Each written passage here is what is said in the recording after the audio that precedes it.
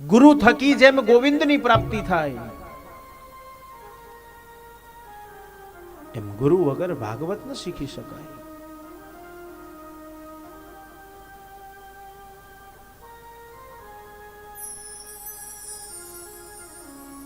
અને તેથી સદગુરુ છે.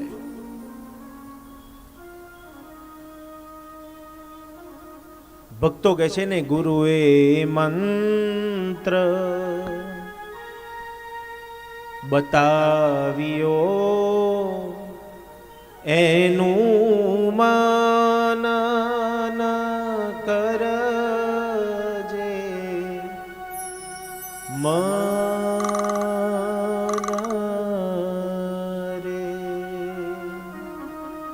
એવા સદગુરુ જેને મળ્યા રે,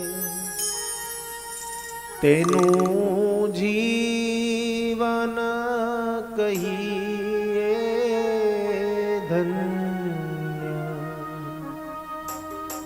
સતગુરુજી પધારી.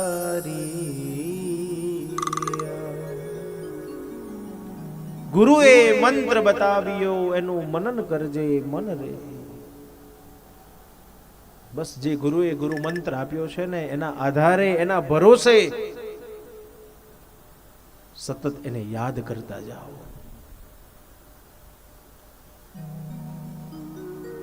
જેમ ગુરુ થકી ગોવિંદ ન મળે, જેમ ગુરુ વગર ગોવિંદ ન મળે, એમ ગુરુ વગર શ્રીમદ ભાગવત પણ ન મળે.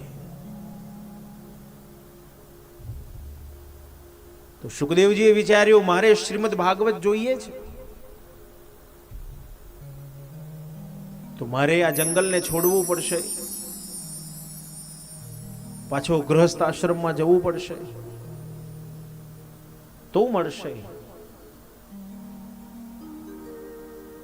સુખદેવજીને ઈચ્છા થઈ, જિજ્ઞાસા થઈ, અને સુખદેવજી મહારાજે જંગલને છોડી દીધું, સમાધિને છોડી દીધી,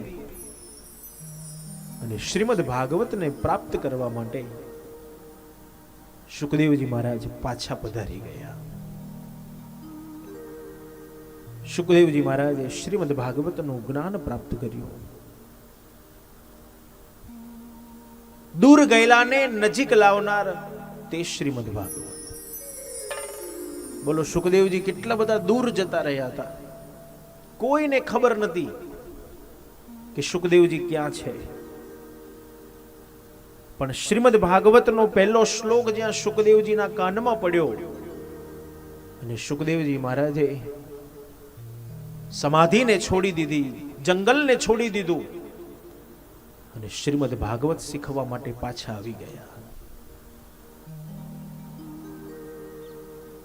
નારદજીએ કીધું, મહારાજ બહુ સુંદર કથા છે, આપ મને કહો. શુદ્ધ પુરાણી વર્ણન કરે નારદ. શ્રીમદ ભાગવતના પ્રથમ સ્કંદમાં મહાભારતની કથા છે. દરેક શાસ્ત્રનો નિચોડ એટલે શ્રીમદ ભાગવત. એ પછી મહાભારત હોય, શિવ પુરાણ હોય, દેવી ભાગવત હોય, શ્રીમદ ભગવદ ગીતા હોય કે શિવ પુરાણ હોય, આ દરેક શાસ્ત્રનો નિચોડ. અને વ્યાસજીની એ ઉદારતા, એ વિશાળતા કે વ્યાસજીએ શ્રીમદ ભાગવતમાં શિવ પુરાણની પણ કથા મૂકી છે, દેવી ભાગવતની પણ કથા મૂકી છે, રામાયણની પણ કથા મૂકી છે, શિવ પુરાણનો પણ પ્રસંગ છે.